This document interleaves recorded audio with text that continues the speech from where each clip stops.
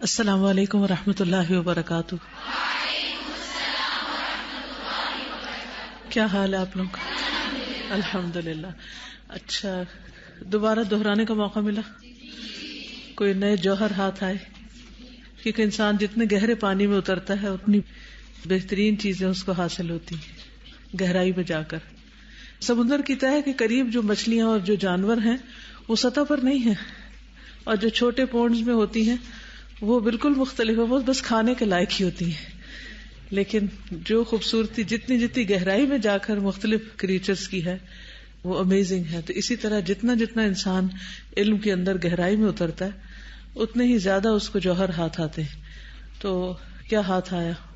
پڑھتے ہوئے کوئی نئی بات سمجھ آئی؟ جی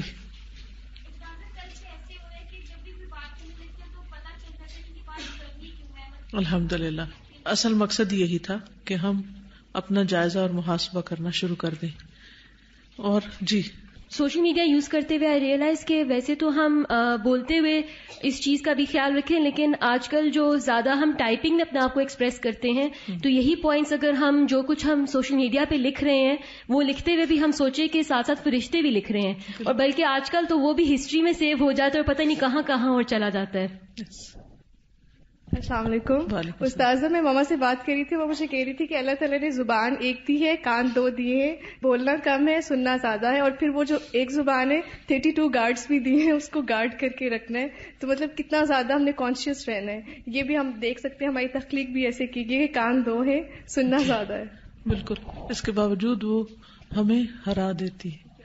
سوچئے زبان آپ کے کنٹرول میں ہونی چاہیے یا آپ زبان کے کنٹرول میں؟ زبان آپ کے کنٹرول میں ہونی چاہیے. کیا یہ کوئی عذر ہو سکتا ہے کہ کوئی شخص یہ کہے کہ کوشش کے باوجود میرے منہ سے سخت لفظ نکل جاتے ہیں؟ یہ تو تضاد ہے اس بات میں. اگر آپ کوشش کریں تو کبھی نہ نکلے. آپ کوشش ہی نہیں کرتے، سوچتے ہی نہیں، کیونکہ یہ لفظ کل قیامت کے دن یا ہمارے حق میں گواہی بننے والے ہیں یا ہمارے خلاف گواہی بننے والے ہیں. لیکن ہم ڈرتے نہیں نا اللہ سے، تقویٰ نہیں. جی رات تک بہت اچھا رہا اور مجھے بڑی اپنے اوپر ایک طرح سے اچھا بھی لگ رہا تھا کہ میں سکسیسفل رہی، لیکن جب صبح اٹھی تو بالکل بھولی ہوئی تھی. اور صبح ناشتے میں امی ابو خوب بولی وین میں بیٹھی تو یاد ہے اچھا آج استاذہ کی کلاس ہے، تو یاد ہے اچھا صبح تو میں خوب بولی. اور پھر میں نے اس میں نوٹ کیا کہ میں نے اپنی بہن کی برائی بھی کی، اور جب میں نوٹ کیا کہ سب اس لیے ہوا کہ میں نے یاد نہیں رکھا کہ مجھے سوچ کے شیطان بلوا دیتا ہے. یاد رکھنے کا طریقہ کیا ہے؟ لکھ دیا جائے، دوسروں کو کہا جائے کہ وہ یاد کرا دے. بس یہ چھوٹی سی آیت بھی اگر ہمیں یاد رہے نا، ما یلفظ من قول الا لدیہ رقیب عتید، تو بہت فائدہ ہو جائے گا. جی یعنی یہ بہت بڑا موٹیویشنل فیکٹر ہے کہ اگر ہم اچھے اخلاق سے بات کریں گے تو قیامت کے دن نبی صلی اللہ علیہ وسلم کے قریب ہوں گے، اور اگر بد اخلاق ہوں گے، بد زبان ہوں گے، سخت زبان ہوں گے تو اتنے ہی دور ہوں گے. ایک چیز جو مائنڈ میں رہ گئی کہ میں کہیں بھی اکیلی نہیں ہوں، اس چیز نے کل بہت زیادہ دیا. مجھے ایک دفعہ یہ بھی فیل ہوا کہ جیسے کیمرہ جب پکچر لینے والے ہوتے ہیں تو ہم اٹینٹیو ہو جاتے ہیں کہ یہاں سے یہ چیز، یہ پوز ٹیڑھا نہ آئے یا آنکھ نہ بند ہو جائے یا کچھ اس ٹائپ کا. تو مجھے ایسا ہی لگا کہ کیمرہ آن ہے اور ریکارڈنگ ہو رہی ہے. بالکل.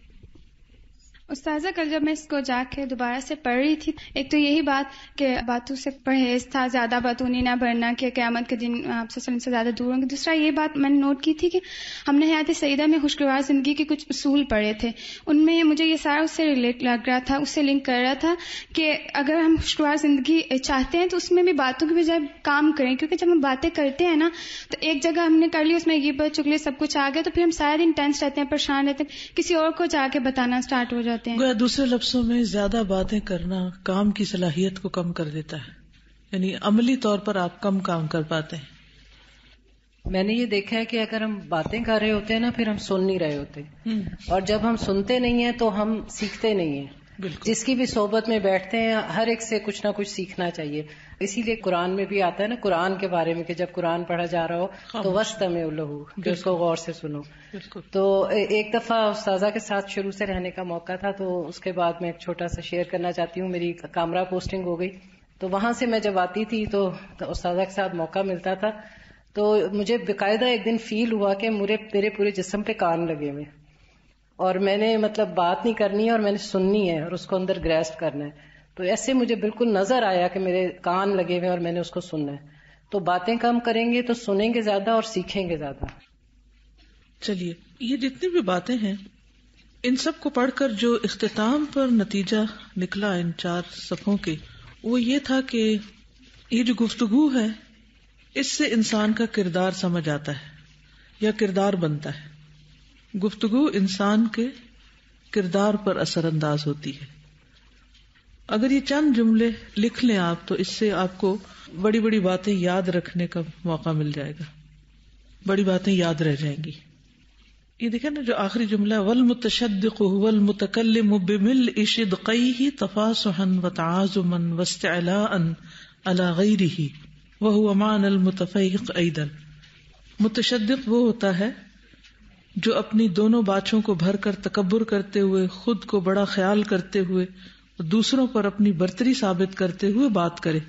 اور متفیق کا بھی یہی معنی ہے، یعنی متکبر ہے تو متکبر بھی اپنی بڑائی چاہتا ہے.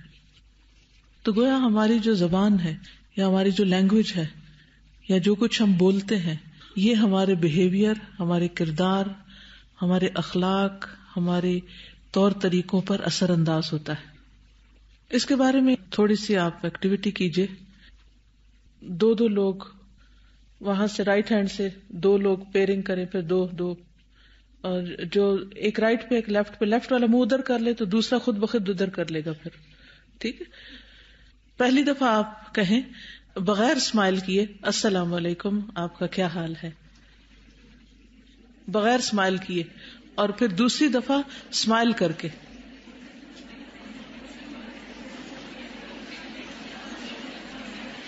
جی اب یہ بتائیے کہ جب آپ نے اسمائل کے بغیر آپ نے سلام کیا تو اس کا اثر کیا تھا، اور جو اسمائل کے ساتھ کیا کوئی فرق تھا؟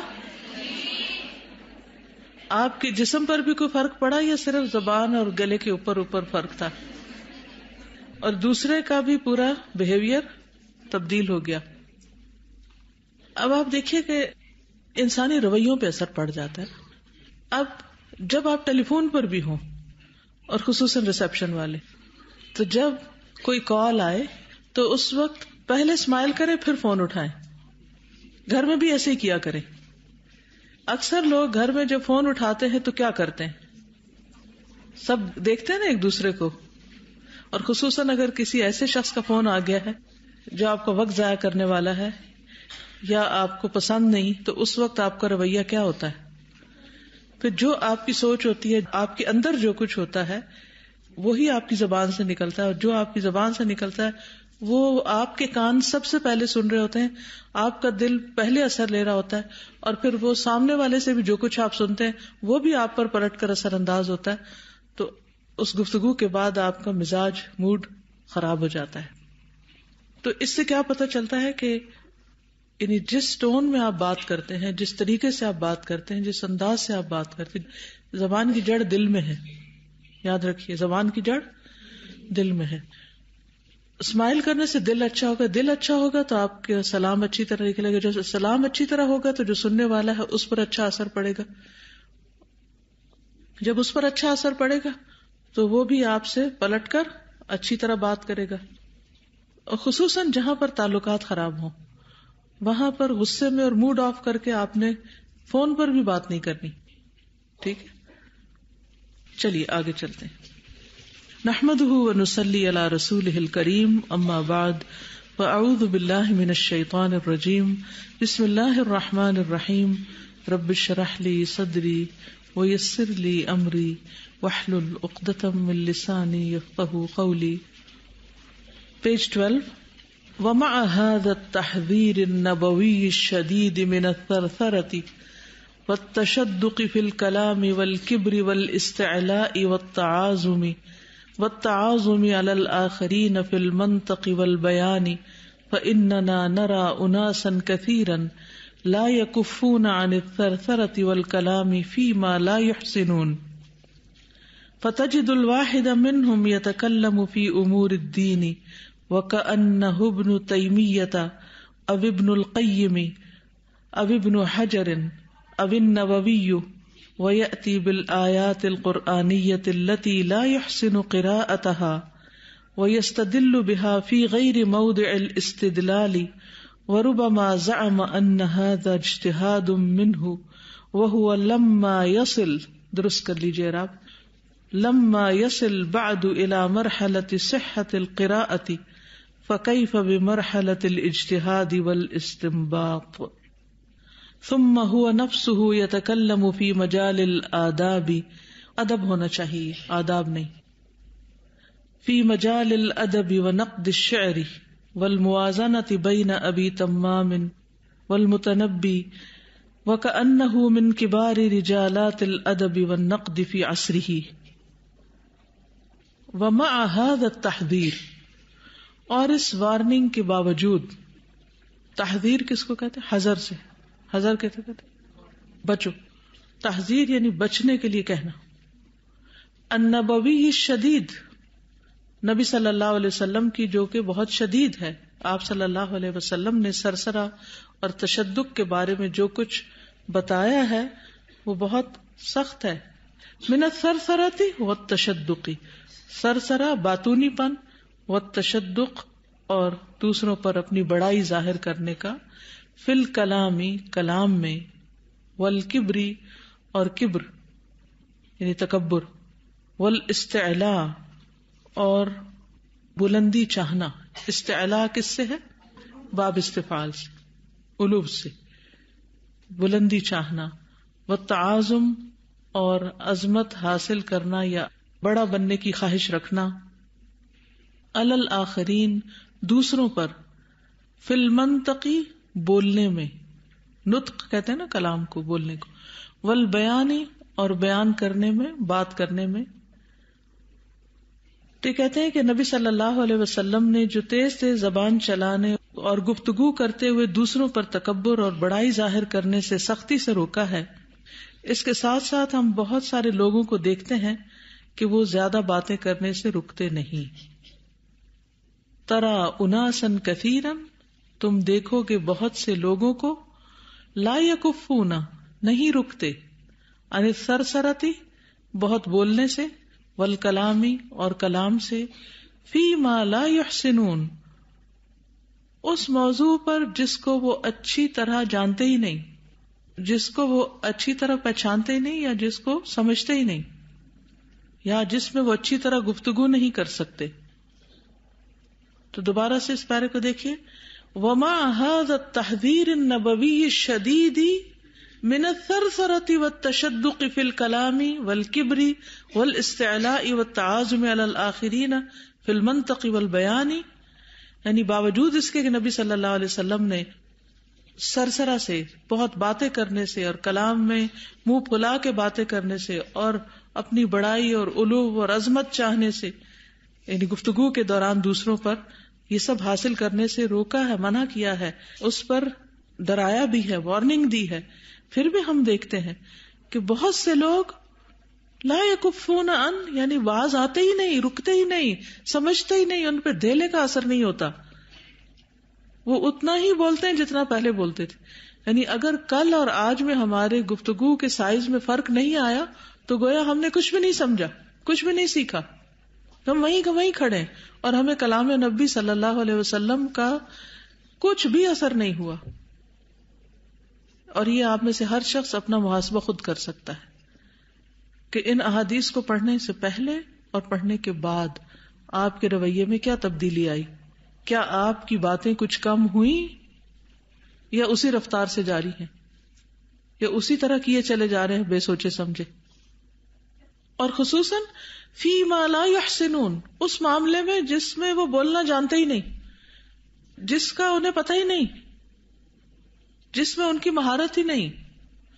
فتجد الواحد منہم، تو تم پاؤ گے ان میں سے ایک کو، یتکلم، وہ کلام کرتا ہے، فی امور الدین، دین کے معاملات میں، یعنی ریلیجن پہ بات اس طرح کرتا ہے وکأنہ ابن تیمیہ، گویا کہ وہ ابن تیمیہ ہے، عقیدہ واسطیہ والے، یعنی اتنا علم رکھتا ہے.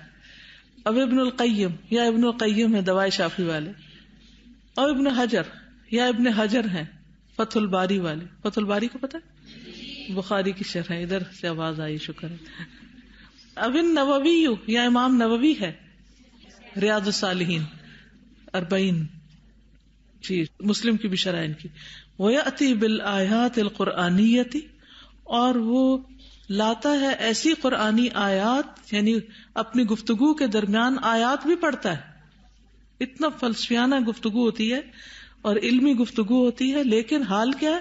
الَّتِي لَا يُحْسِنُ قِرَاءَتَهَا جن کی قراءت بھی اس کو نہیں آتی، آیت بھی سیدھی پڑھنی نہیں آتی، پھر بھی آتے پڑھتا چلا جاتا ہے. وَيَسْتَدِلُّ بِهَا اور استدلال کرتا ہے ان سے، یعنی دلیل پکڑتا ہے ان سے.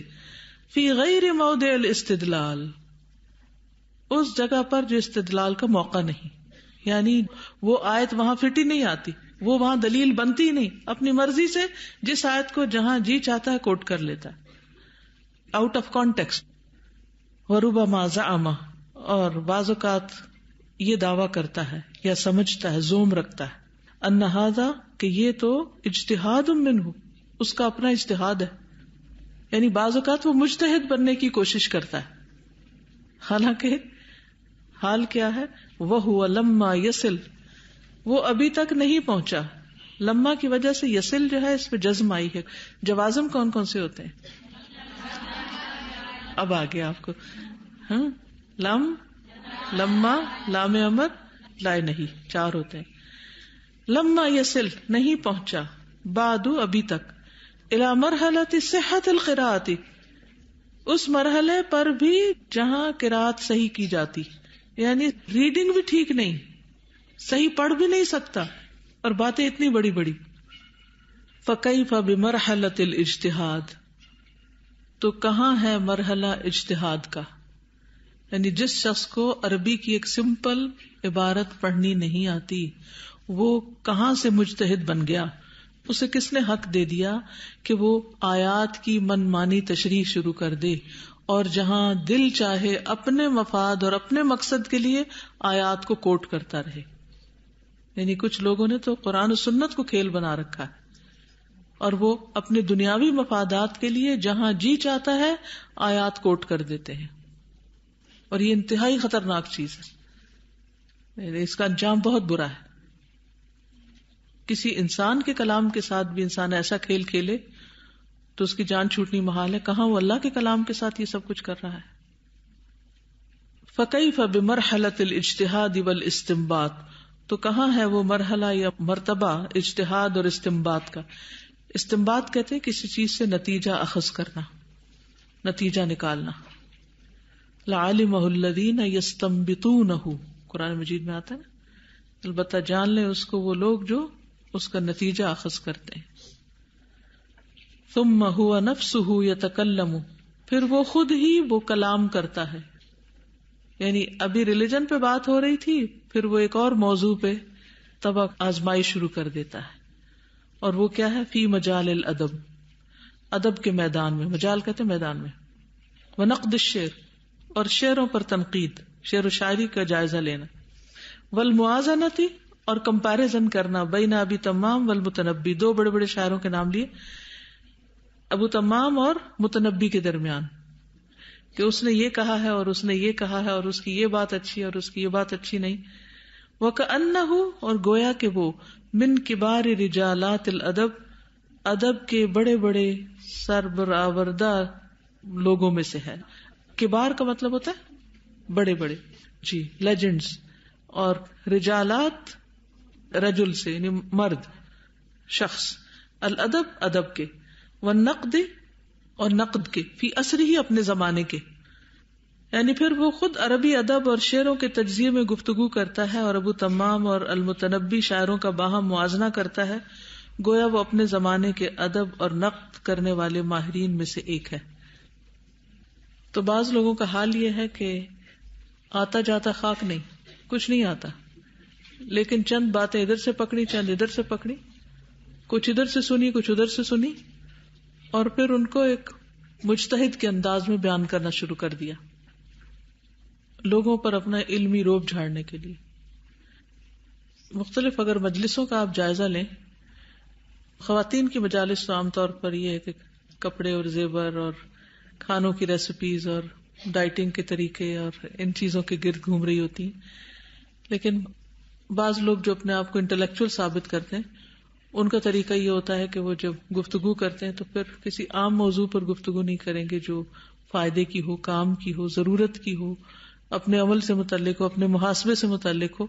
وہ گفتگو کریں گے تو بڑے بڑے موضوعات پر اور بڑی بڑی باتوں پر. اور اس سے مطلوب کیا ہوتا ہے؟ مطلوب نہ کچھ سیکھنا نہ سکھانا. مقصد کیا ہوتا ہے؟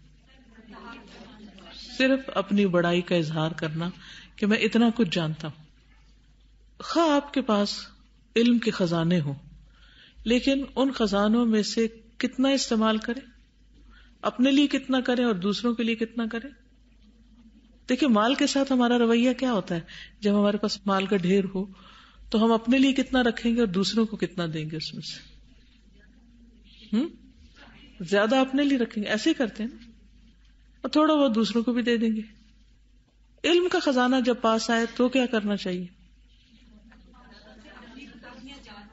اب سب سے پہلے تو خود عمل کرنا چاہیے، اس خزانے سے خود فائدہ اٹھانا چاہیے اور پھر دوسروں کو بھی پہنچانا چاہیے. لیکن اس میں کوئی ترتیب، کوئی طریقہ، کوئی ڈسپلن ہونا چاہیے کہ کتنا اور کیسے استعمال کیا جائے گا.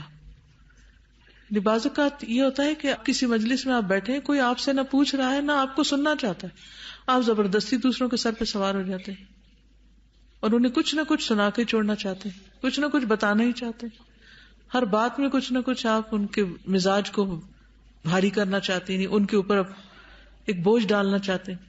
یعنی بعض لوگ مجلسوں میں بوجھ ہوتے ہیں، آپ ان کی بات نہیں سننا چاہتے لیکن وہ کسی کی نہیں سنتے، سب کو چپ کرا کے اپنی سنائے چلے جاتے ہیں.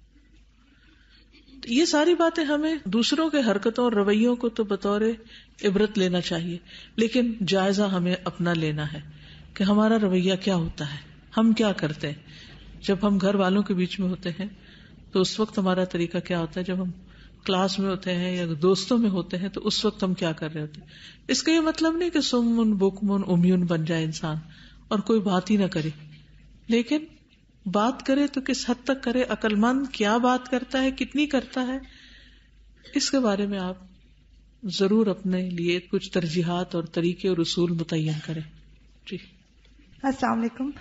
شروع میں میرے ساتھ یہ ہوتا تھا، میں یہاں سے جو بھی پڑھ کر جاتی تھی وہ میرا ہوتا تھا میں سب کو بتا دوں، چاہے وہ سننا چاہتے ہوں یا نہیں سننا چاہتے ہوں.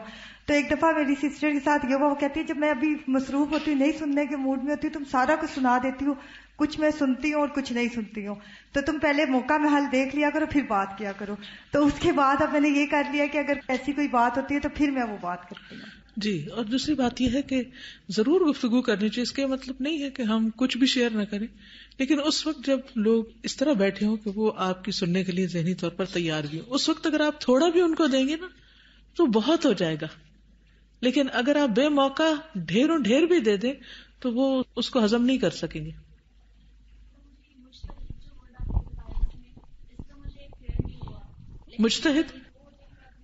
مجتہد وہ ہوتے ہیں جو کسی بھی دور میں پائے جانے والے جو مسائل پیش آتے ہیں امت کو، جن کے بارے میں براہ راست قرآن اور سنت سے رہنمائی نہیں ملتی، تو وہ اپنے علم کی بنا پر موجودہ دور کے مسائل کو سامنے رکھتے ہوئے اپنی رائے کا اظہار کرتے ہیں، فتویٰ وغیرہ دیتے ہیں.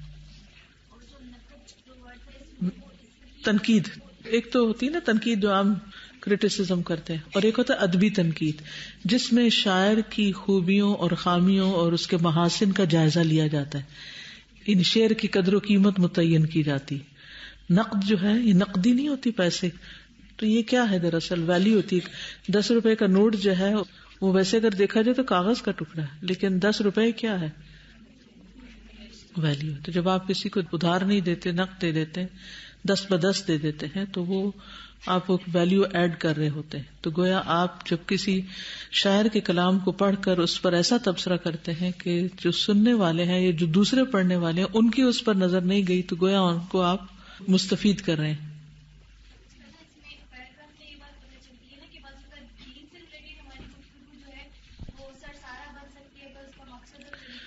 جی، ایک تھوڑی سی اصلاح یہاں کر دوں کہ دین سے متعلق ہماری گفتگو سرسرا بن سکتی ہے، کیونکہ سرسار ہے فاعل جو باتونی ہوتا ہے اور سرسرا ہوتا ہے باتونی پن. ٹھیک ہے, آپ نے لفظ درست استعمال کرنا ہے. آئندہ سے کیا کرنا ہے؟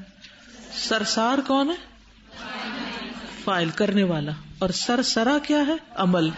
جی استاد, ہمارے ایک ریلیٹیو تھے تو وہ ہمارے گھر آتے تھے تو اورز اور فار اورز جو ہے نا ریلیجن کی بیس پہ بات ہوتی رہتی تھی کہ مطلب تھرو آؤٹ جب بھی وہ بیٹھے یہی گفتگو پردے پہ اور یہ وہ پازیٹیو وے میں مطلب اچھے طریقے سے.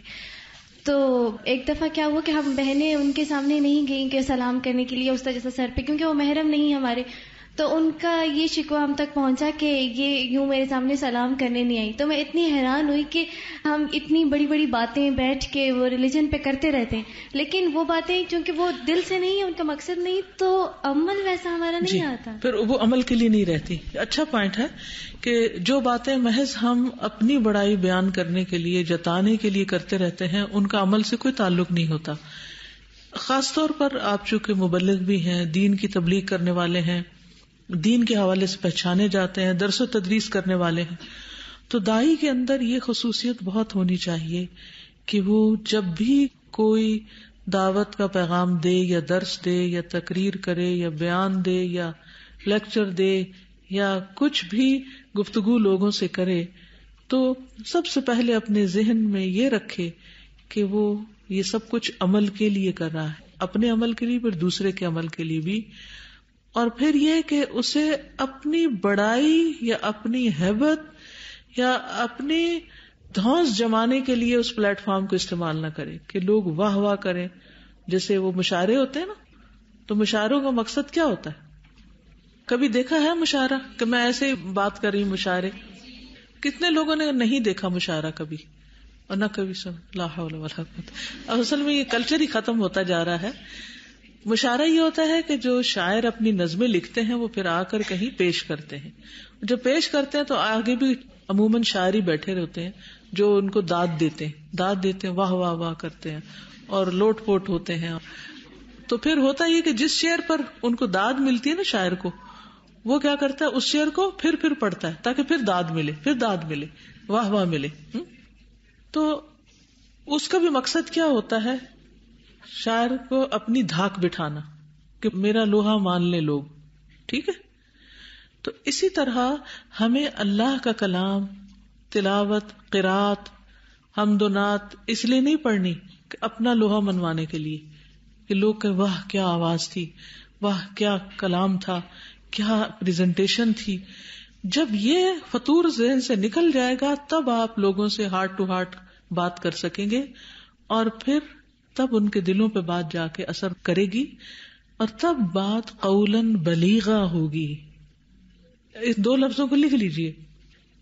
اکثر لوگ کہتے ہیں میری تو کوئی بات ہی نہیں سنتا. کیوں نہیں سنتا؟ کیونکہ آپ قولاً بلیغا نہیں کرتے, وہ بات نہیں کرتے جو دوسرے کے دل تک جا پہنچے. آپ کو فکر یہ ہوتی ہے کہ آپ کیسے لگ رہے ہیں, لوگ آپ کو مان رہے ہیں کہ نہیں مان رہے, آپ بڑے بڑے لفظ اور بڑے بڑے جملے بول پا رہے ہیں کہ نہیں پا رہے. اس آفت سے بچنا ہے, خود نمائی نہیں کرنی, پیغام پہنچانا ہے. آگے چلتے ہیں. ثم تجدہ یتکلم فی الطب والہندسۃ والریاضۃ والسیاسۃ والفلک وعلوم الفضاء ومشکلات المیاہ والتصحر وتغییر المناخ وکأنہ واحد من ابرز العلماء فی تلک الفنون مع ان بضاعته في ذلك كله مزجات ولكنها شهوة الكلام والاستعلاء على الآخرين ثم هو لا يلتزم في حديثه بأدب الحوار أو يعطي غيره فرصة للتعبير عن رأيه بل يبادر بتخطئة الرأي الآخر قبل أن يستمع إليه جيدا وهذا يدل على مرض في القلب وانتصار للنفس وعدم رغبة في ظهور الحق أو تقبله من الآخرين والثرثار كثير التعدي على الآخرين واحتقارهم والنبي صلى الله عليه وسلم يقول المسلم من سلم المسلمون من لسانه ويده متفق عليه. ثم پھر تجدہ تم پاؤ گے اس کو, کس کو؟ سرسار کو. یہاں اس کتاب میں سرسار کی باتیں ہو رہی, سرسار یعنی باتونی کی. تم باتونی شخص کو پاؤ گے, یتکلم کہ وہ کلام کرتا ہے, فی الطب, طب میں, طب کیا ہوتی؟ میڈیسن. ہندسہ انجینئرنگ. والریاضہ ریاضیات نہیں ہوتا تھا, میتھمیٹکس. ایکسرسائز کو بھی کہتے ہیں اور میتھمیٹکس کو بھی کہتے ہیں, دونوں معنی اس کے. اصل میں میتھمیٹکس میں بھی تو ایکسرسائزز ہی ہوتی ہیں. والسیاسہ پالیٹکس. والفلک اسٹرانومی, جی یعنی علوم فلکیات کے بارے میں, اسٹرانومی کے بارے میں. وہ علوم الفضاء اسپیس سائنسز کے بارے میں, راکٹ سائنس کے بارے میں. وہ مشکلات المیاہ اور پانی کی مشکلات کہ دنیا میں پانی کی کمی ہو رہی ہے. وہ تصحر اور زمینیں صحرا بن رہی ہے. تصحر ہوتا ہے صحرا بننا, تفاعل کی خوبی ہے نا جی. وہ تغییر المناخ اور موسموں کا تبدیل ہونا, گلوبل وارمنگ کے بارے میں بات کرتا ہے. یعنی یہ مخصوص ٹاپکس ہیں لوگوں کے بات کرنے کے, اپنی بڑائی کو منوانے کے لیے کہ وہ ان علوم پر تھوڑا تھوڑا پڑھ لیتے ہیں, کچھ ٹرمز یاد کر لیتے ہیں, بڑے بڑے لفظ, اور پھر اس کے بعد ان ٹاپکس پر رٹے رٹائے جملے بولتے ہیں تاکہ دوسرے ہیبت میں آ جائیں کہ اچھا یہ اتنا کچھ جانتا ہے تو ہر فن مولا ہے, ہر سبجیکٹ پہ بات کر سکتا ہے. وَكَأَنَّهُ گویا کہ وہ واحد ایک ہے, من ابرز العلماء سب سے نمایاں عالم, فی تلک الفنون ان علوم و فنون میں, مع باوجود اس کے, ان بے شک, بداعتہ اس کی پونجی یعنی اس کی جو ویلیو ہے, فی ذالک اس میں, کلی ہی تمام میں, مزجاتن بالکل معمولی ہے, یعنی اس کے پاس کچھ ہے ہی نہیں, دو دھیلے کا آدمی نہیں لیکن باتیں بڑی بڑی کرتا ہے. ولیکنہا لیکن وہ, شہوت الکلام بس باتوں کا دھنی ہے. شہوت ہوتا ہے خواہش, یعنی اس کے اندر ایک لسٹ ہے, ایک خواہش ہے کہ وہ بس خوب بولے. والاستعلاء اور صرف بولنے کی نہیں بلکہ بلندی ظاہر کرنا یا بلندی چاہنا, علی الآخرین دوسروں پر. اصل مقصد اس کا کیا ہے کہ وہ سب پر چھا دے, سب کو کنٹرول کر لے اور سب سے آگے بڑھ جائے صرف باتوں کے سہارے. ثم هو لا يلتزم في حديثه بأدب الحوار. یہ ثم جو ہے نا, یہاں سے ایک نئی بات شروع ہو رہی ہے کہ وہ نہیں التزام کرتا یا نہیں پابندی کرتا, نہیں لحاظ رکھتا, فی حدیث ہی اپنی گفتگو میں, بأدب الحوار ڈائلاگ کے جو ایٹیکیٹس ہیں ان کی. ادب ہوتا ہے مینرز, ایٹیکیٹس, اور حوار ہوتا ہے کنورسیشن, یعنی گفتگو کے جو مینرز ہیں یا ایٹیکیٹس ہیں ان کا بھی کوئی لحاظ نہیں رکھتا اپنی بات میں. اور گفتگو کے جو بیسک ایٹیکیٹس ہیں ان میں کیا ہے, آپ بات کریں اور پھر دوسرے کو اپنی رائے کے اظہار کا موقع دیں, ون وے گاڑی نہ چلائیں, دوسرے کو بھی بولنے دیں, دوسرے کو بھی سوچنے دیں, دوسرے کو بھی اظہار خیال کرنے دیں. اور یعطی غیرہ فرصتا للتعبیر عن رأیہ, یا وہ نہیں دیتا کسی اور کو, یعطی دیتا, غیرہ اپنے علاوہ کسی کو, فرصتاً موقع, للتعبیر اظہار خیال کا, عن رأیہ اپنی رائے کے. تعبیر ہوتا ہے یعنی بولنا, ایکسپریس کرنا. ایک طرف تو برتری پانے کی خواہش ہے, پھر اس کے ساتھ ساتھ وہ اپنی بات چیت میں گفتگو کے آداب کا بھی لحاظ نہیں رکھتا یا کسی دوسرے کو اپنے اظہار خیال کا موقع ہی نہیں دیتا. تو یہ ایک کیا ہو گیا, نمبر 1 استعلاء علی الآخرین ہو گیا, نمبر 2 لا یلتزم فی حدیثی ادب الحوار, اور لا یعطی غیرہ فرصتا للتعبیر عن رأیہ, بلکہ کیا, نمبر 4 یبادر جلدی کرتا ہے, بتخطئۃ الرأی رائے کو غلط ثابت کرنے کی, تخطئہ خطا سے, غلط ثابت کرنے کے لیے, الآخر دوسرے کی, بتخطئۃ الرأی الآخری دوسرے کی رائے کو غلط ثابت کرنے کے لیے بھی بہت جلدی کرتا ہے. یعنی دوسرا کوئی بات کرنے لگتا ہے تو اس کو نو کر کے یا کاٹ کے اپنی بات پھر کنٹینیو کر لیتا ہے. قبل ان یستمع الیہ اس سے پہلے کہ سنا جائے اس کو, یعنی دوسرے کو, جیداً اچھی طرح, دوسرے کی بات کو پورے حوصلے کے ساتھ اچھی طرح سنتا ہی نہیں اور اپنی ہی ہانکے چلے جاتا ہے. وَهَذَا يَدُلُّ عَلَى مَرَضٍ اور یہ دلالت کرتا ہے ایک مرض پر, بیماری پر, فی القلب دل میں, یعنی اس سے پتہ چلتا ہے کہ اس شخص کے دل میں بیماری ہے. وانتصار للنفس اور اپنے نفس کا بچاؤ ہے. انتصار کا مطلب ہوتا ہے خود کے لیے مدد حاصل کرنا، یعنی احساس کمتری میں مبتلا ہے، انہوں نے شاید معنی نکالا ہے، لیکن اصل بات یہ ہے کہ وہ اپنا دفاع کرتا رہتا ہے، اپنا بچاؤ. انتصار ہوتا ہے بچاؤ اپنا. ٹھیک ہے. وَعَدْمِ رَغْبَةٍ فِي ظُهُورِ الْحَقِّ، اور کوئی رغبت نہ رکھنا، دلچسپی نہ رکھنا حق کو ظاہر کرنے میں. یعنی گفتگو میں وہ کیا کرتا ہے؟ ڈیفینسو ہوتا ہے، اپنا بچاؤ کرتا رہتا ہے، حق کا بچاؤ نہیں کرتا، یا حق کو ظاہر نہیں کرتا، یا حق سامنے نہیں لاتا. سیلف کانشیس ہوتا ہے. ٹھیک ہے، کہ میرا امپریشن کیا پڑ رہا ہے. اسے اس سے دلچسپی نہیں ہوتی کہ دین کے اوپر کیا حرف آ رہا ہے یا دوسرے شخص کی فیلنگز کیا ہیں، وہ اس سے بالکل نابلد ہوتا ہے. او تقبلہ من الآخرین، یا اسے قبول کرنا دوسروں سے، یعنی اسے اس سے بھی کوئی انٹرسٹ نہیں ہوتا کہ کوئی دوسرا حق بات کر رہا ہے تو اسے ایکسپٹ کر لیا جائے یا اپنی غلطی کو مان لیا جائے. والثرثار کثیر التعدی علی الآخرین، اور سرسار کثیر التعدی بہت زیادہ دوسروں پر زیادتی کرنے والا ہوتا ہے. اللہ اکبر.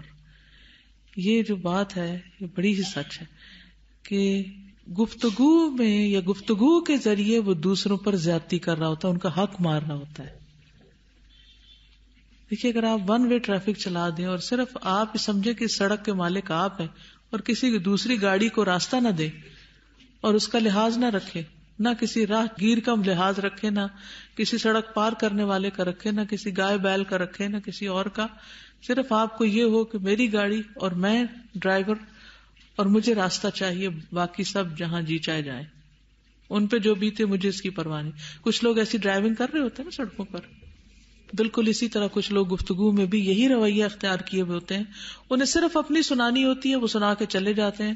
دوسرا کیا سوچتا ہے، کیا کہتا ہے، کیا چاہتا ہے، وہ کیوں ایک کام کو کر رہا ہے یا نہیں کر رہا، انہیں اس سے کوئی دلچسپی نہیں ہوتی. تو اس سے پھر تعلقات خراب ہو جاتے ہیں. ایسے لوگوں سے پھر سب بھاگتے ہیں، کیونکہ وہ تو ایک بیمار ہے نا، وہ بیماری میں مبتلا ہے. اب اس کو کوئی بندہ چاہیے کہ جس کے اوپر وہ سب کچھ الٹے اپنا، کیونکہ جب تک کوئی سنے نا تو وہ بولے گا کہاں سے.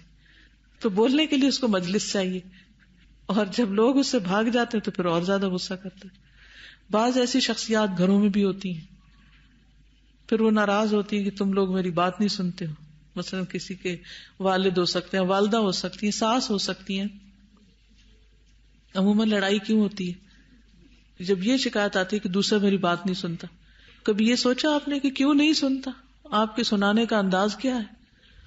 آپ کیا کر رہے ہیں اس وقت؟ کیسی گفتگو کر رہے ہیں؟ اور صرف سناتے ہی چلے جا رہے ہیں یا دوسرے کی بھی سنتے ہیں؟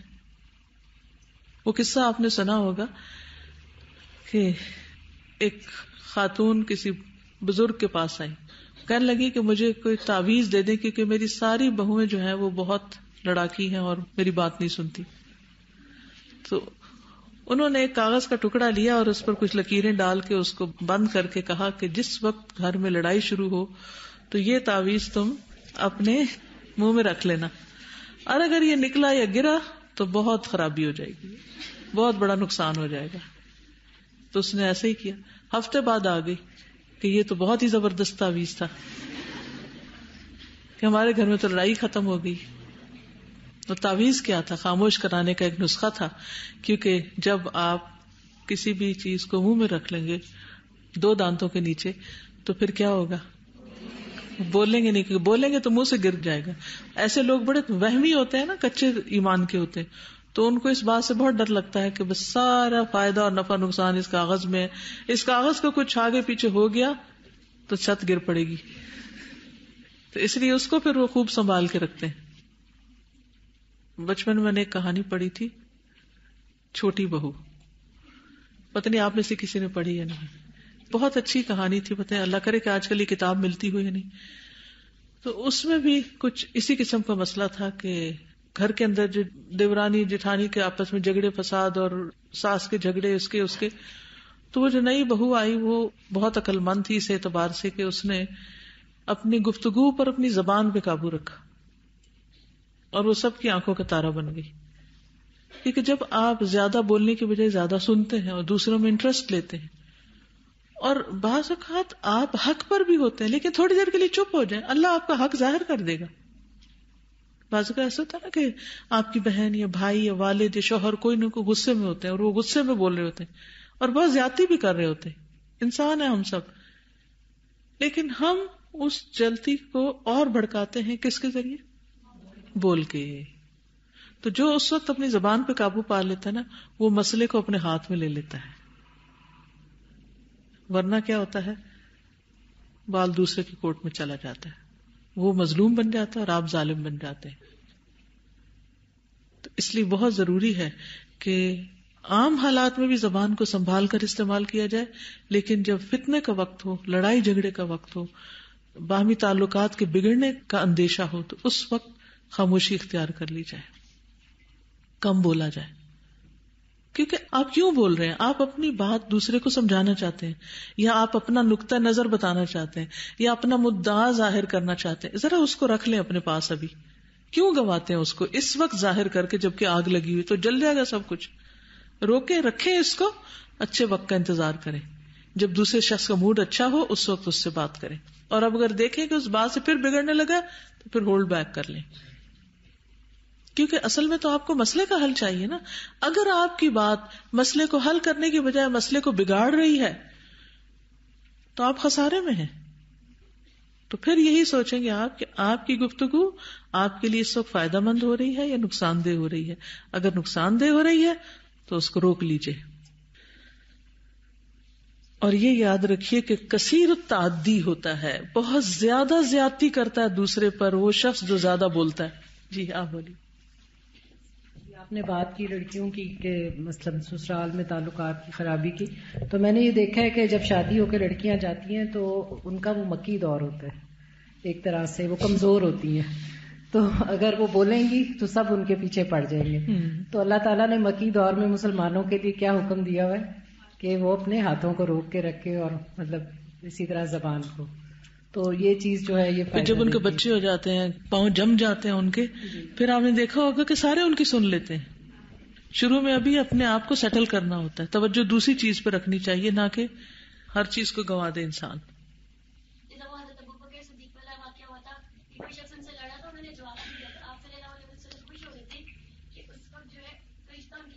جواب دے رہے ہیں, بالکل. یعنی اس کا یہ مطلب نہیں کہ ہم نیچے ہو جاتے ہیں جب ہم جواب نہیں دیتے. کون جواب دے رہا ہوتا ہے؟ تو بہتر جواب کس کا ہے؟ تبھی ہم خاموش رہیں تو بہتر ہے. ٹھیک ہے, یعنی یہ یاد رکھیے کہ ہر بات کا جواب دینا ضروری نہیں ہوتا. خاموشی بھی ایک جواب ہوتی ہے, اچھا اخلاق بھی ایک جواب ہوتا ہے.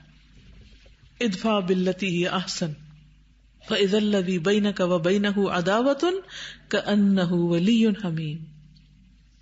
یہاں پر یہ ہے کہ اپنے آپ کی مطلب برتری کو ثابت کرنے کے لیے بھی اکثر ایسا ہوتا ہے نا, تو یہ مطلب بہت چھوٹے لیول پہ بھی ہوتا ہے.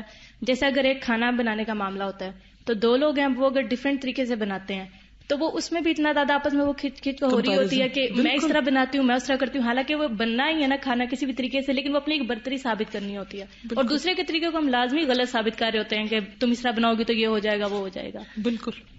ہم ہر وقت مقابلے پر رہتے ہیں, اور شیطان کی جو چالیں اور شیطان کا جو کنٹرول ہے وہ اسی جذبے سے آتا ہے کہ بندے کے اندر تکبر پیدا کر دے کہ میں بڑا ہوں, انا خیر منہ. اور پھر جب دوسرے اس کو بڑا نہیں مانتے تو بڑائی ثابت کرنے کے لیے اچھے برے ہر طرح کے ہتھ کنڈے استعمال کرنا شروع کر دیتا ہے. وَلِذَلِكَ أَوْصَى النَّبِيُّ صلی اللہ علیہ وسلم بِحِفْظِ اللسان وعدم استخدامه إلا فيما يفيد ويجلب الخير لصاحبه وللناس. فعن عقبة بن عامر رضي الله عنه قال قلت يا رسول الله ما النجاة؟ قال أمسك عليك لسانك وليسعك بيتك وابكي على خطيئتك. رواه ابو داود والترمذي وقال الألباني صحيح لغيره. وقال صلى الله عليه وسلم طوبى لمن ملك لسانه ووسعه بيته وبكى على خطيئته. رواه الطبراني وقال الألباني حسن لغيره. وأخبر النبي صلى الله عليه وسلم أن من ضبط كلامه وحفظ لسانه فاز بجنة ربه. فقال صلى الله عليه وسلم من يضمن لي ما بين لحييه وما بين رجليه أضمن له الجنة. رواه البخاري.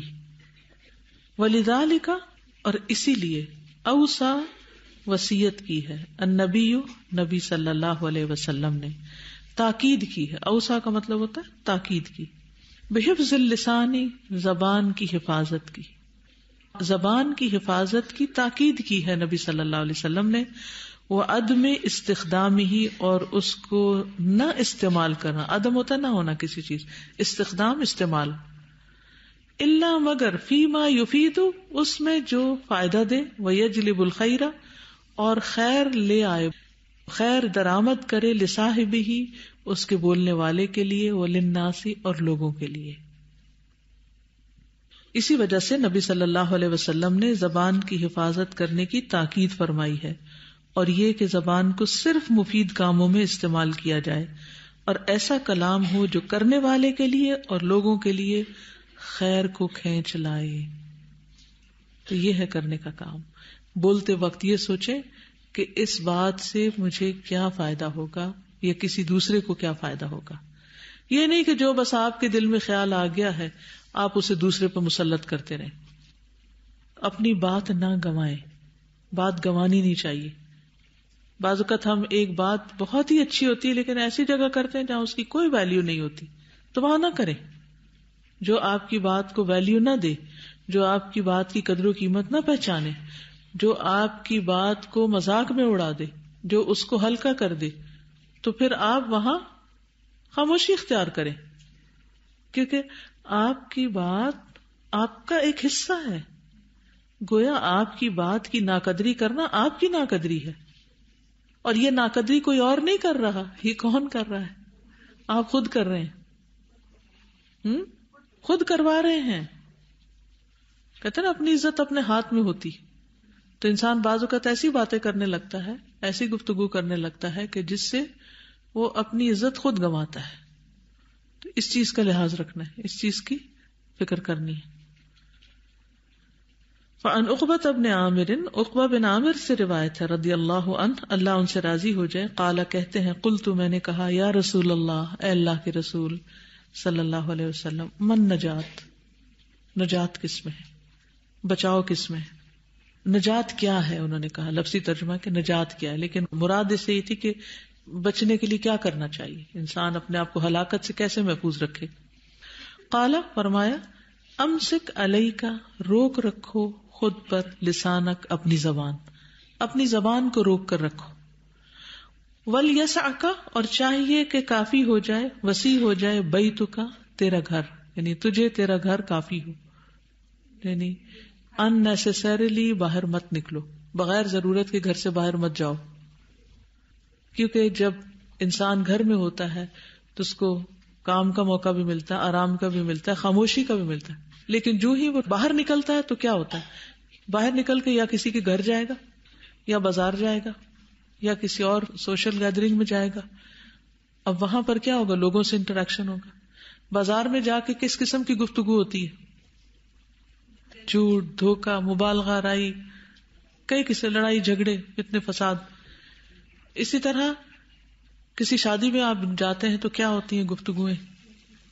پھر اسی طرح اگر آپ کسی کے گھر چلے گئے ہیں تو کتنے لوگ غیبت سے بچ کے نکل سکتے ہیں وہاں سے، کتنے لوگ غیبت سے بچ کے نکل سکتے ہیں. آپ کسی کے گھر جائیں اور اس کو oblige نہ کریں، اور اس کی کڑوی کسیلی، رونے دھونے والی غم کی داستانیں نہ سنیں. آپ تو اپنی سنانے گئے تھے لیکن بہت کچھ سن کے آگے. تو وَلْيَسَعْكَ بَيْتُكَ، صرف ضرورت کے لیے باہر نکلیں، ضرورت کے لیے سوشلائز کریں، ورنہ نہیں. جی بالکل صحیح کہا، شہری زندگی میں لوگ مصروف ہوتے ہیں، لیکن دیہاتوں میں عام طور پر آپ دیکھیں بہت سی لڑائیاں، فتنے فساد، حتیٰ کہ قتل و غارت بھی انہیں وجوہات کی بنا پر ہو جاتی.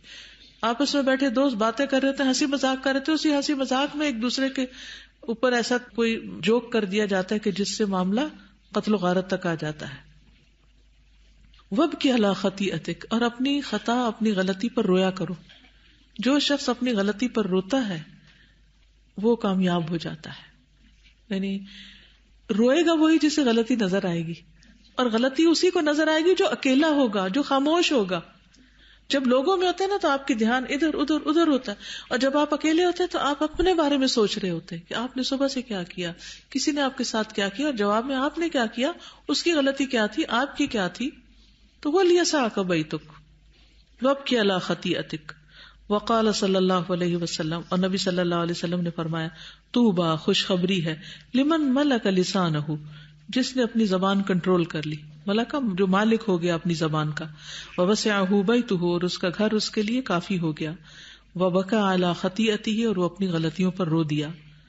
واخبر النبی صلی اللہ علیہ وسلم، نبی صلی اللہ علیہ وسلم نے خبر دی ہے، ان من ضبط کلامہ، جس نے اپنا کلام کنٹرول میں رکھا، قابو رکھا، ضبط کیا اپنے کلام کو، جس نے اپنی ٹنگ کو کنٹرول کیا، اپنے کلام کو کنٹرول میں رکھا، وحفظ لسانہ، اور اپنی زبان کی حفاظت کی، فاز بجنت ربہ، وہ کامیاب ہوا اپنے رب کی جنت کے ساتھ، یعنی اس نے جنت حاصل کر لی. سبحان اللہ. سوچ کے بولنا، تول کے بولنا، اور اپنی زبان کی حفاظت کرنا جنت میں لے جانے والی چیزوں میں سے. فقال صلی اللہ علیہ وسلم، من یضمن لی، جو ضمانت دے مجھے، ما بین لحییہ، جو اس کے دو جبڑوں کے بیچ میں، یہ یعنی کہ منہ کے دو طرف کی ہڈیاں جو ہے نا، یہ نیچے کی یہ ٹھوڑی کے ساتھ، یہ لحییہ ہوتا ہے، یعنی زبان مراد ہے، دو جبڑوں کے بیچ میں، وما بین رجلیہ، اور دو ٹانگوں کے بیچ میں، یعنی شرمگاہ، اضمن لہ الجنہ، تو میں اس کے لیے جنت کی ضمانت دیتا ہوں. یعنی دونوں چیزیں خواہشات سے تعلق رکھتی ہیں. بیسیکلی جو اپنی خواہش کو کنٹرول کر لے گا اس کے لیے جنت ہے. اما من خاف مقام ربہ ونہى النفس عن الہوى فإن الجنۃ ہی المأوى. وآخر دعوانا ان الحمد للہ رب العالمین. 3 دفعہ عربی، اردو، انگلش میں پڑھیے. سبحانک اللہم وبحمدک، اشہد ان لا الہ الا انت، استغفرک واتوب الیک. السلام علیکم ورحمۃ اللہ وبرکاتہ.